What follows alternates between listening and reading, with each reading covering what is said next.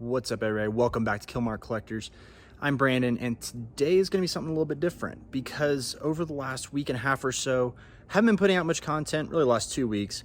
There's a good reason for that, because my wife and I are actually driving back from Florida to Denver. I had planned to give you this whole big spiel at the beginning, but the audio quality was terrible and it didn't come out very well. So in an effort to not blow your eardrums out, I'm going to re-record this back here now that we are in Denver. We've got our lovely pod here behind us. What I'm going to try to be doing here is I'm going to talk about 5 skills that are worth the investment to go all the way to 555. Now, I'm going to warn you guys, I do apologize. I've tried to balance most of the audio, but we were on the road, and I was recording most of this on my phone. So hopefully it comes out okay, but we'll just kind of see as we go. Now, I had tried to do this in Destin, but the wind was just too much and the audio quality was terrible. So instead, we're going to do it back here and just time travel, so it'll be fine. Now, the first skill I want to talk about is the drone skill. And when you get to 555, you get pretty significant bonus to both the drone speed and the signature radius. So if you're going to be flying drones at all, you know, whether it's cruisers with medium drones, battleships with large drones, or even some of the small drones trying to catch up with some of those interceptors, these can be really, really beneficial. Now, to show just how important this skill can be, I've set up my Arbiter against the Bellicose with the rapid missiles at 554. You guys can see here that it only takes 2 shots with those missiles with the 2 target painters on to knock out one of the drones. However, when we have the 555, the number of shots that it takes actually goes to 3, and this can be really important because if you're flying a drone ship, you're flying some expensive drones, it gives you just a little bit more time to see that drone's health bar and pull it back if you need, or it could just give you a little bit more time because it's going to take one more salvo for that drone to die, so you could end up killing that ship. So with that being said, let's go ahead and hop in the car and get on the road, and let's keep talking about some of these 555s. So next stop was in Shreveport, Louisiana. We got Whataburger. Not really impressed, to be honest. I remember it being a lot better than it was. Might have just been that location. Anyways, next skill that we're going to talk about is your defense skills. And especially if you are going to be armor tanking, it is going to be a huge benefit because at that 5.5 level, you do get both hull and armor additional bonuses. Whereas up to that point, you really just are seeing a lot of shield bonuses. So Galente, Amar ships in particular are going to be getting this bonus. Whereas again, you know, for some of the other factions, the Minmatar and Caldari, because you're already getting most of the benefit in the shield and in the advanced and the lower level experts, it really just is not as beneficial. But if you're flying armor ships, you definitely want to make sure that you're hitting 555 on the defense skills. What's up, guys? So if you have been in the Silent Federation at all, you know that one of the big points of contention is always barbecue and specifically brisket. We're in Texas.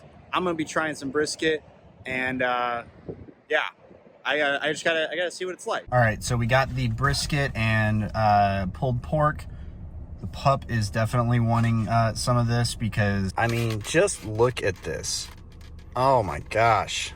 Oh, I mean, oh. All right, so we got some pulled pork, we got some ribs, we got some brisket down here, and 555 barbecue skills. Holy crap. Hey, Raven, how spoiled are you? Oh, is that good? Oh, do we like the barbecue? Good barbecue? You literally just broke the cup.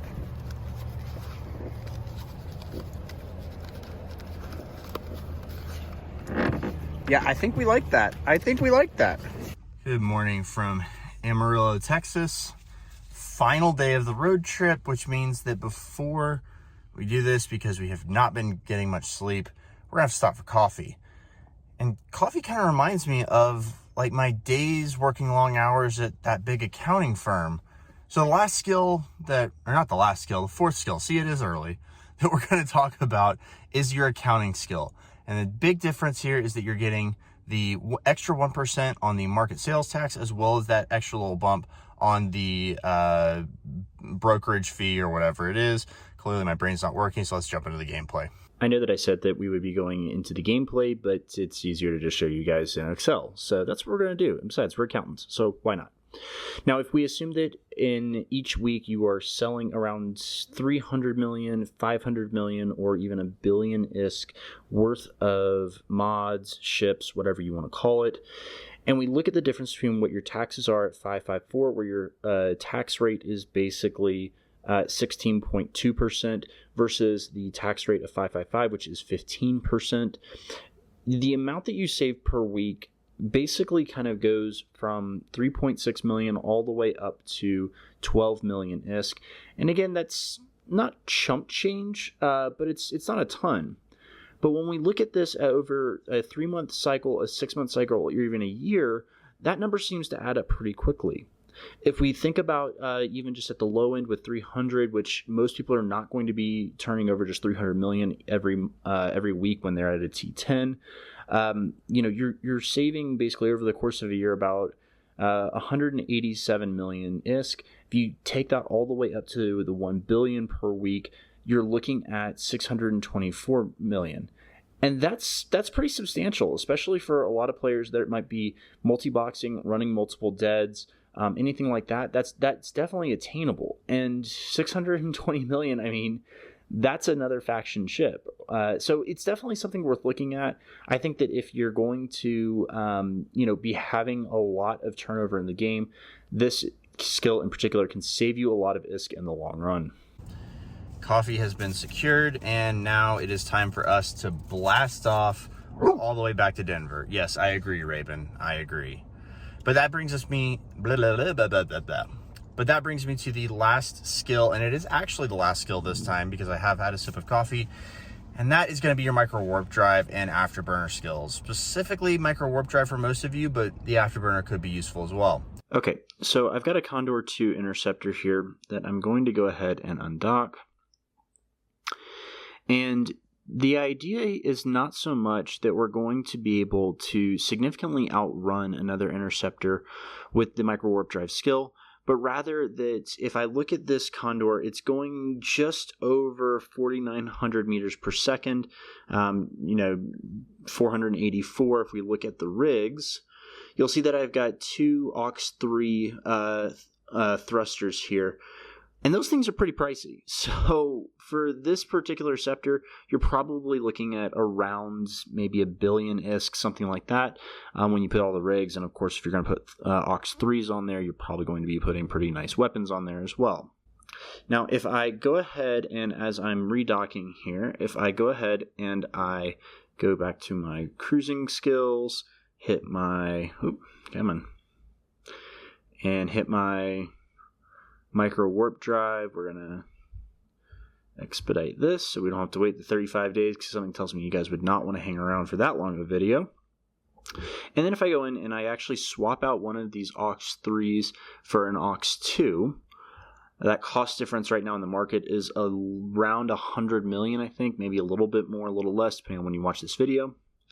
And so if we come out here and we go ahead and undock, and then if we go ahead and activate our micro warp drive, we're going to get up to right around 4,900 again. So the difference between these two is only about 80 meters per second, which in the grand scheme of things between two scepters is probably not going to make that big of a difference, but it's going to make a big difference on your ISK wallet.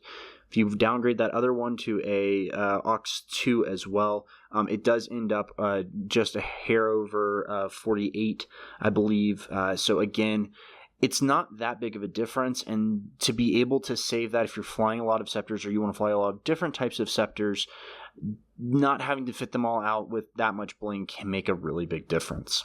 Well, everybody, that is it for this road trip and this video. So hopefully this helped you guys and you guys have some ideas of what might be worth spending a little bit of time going that just extra mile to get that 555. If you like this video, make sure that you subscribe, hit like, leave a comment down below. Actually, leave a comment down below. Let me know if I missed any or if there's any other skills that you guys think would be worth going to that extra level. And of course, I know that I'm going to be asked if I don't include it. So for the last meal of the trip, we did have a little bit of Five Guys here. I am stuffed with fast food burgers. I am so looking forward to getting a kitchen again, actually being able to make some good food. So until next time, guys, thanks so much for joining. Hope you guys have a fantastic weekend. Until next time, remember, kill marks last forever.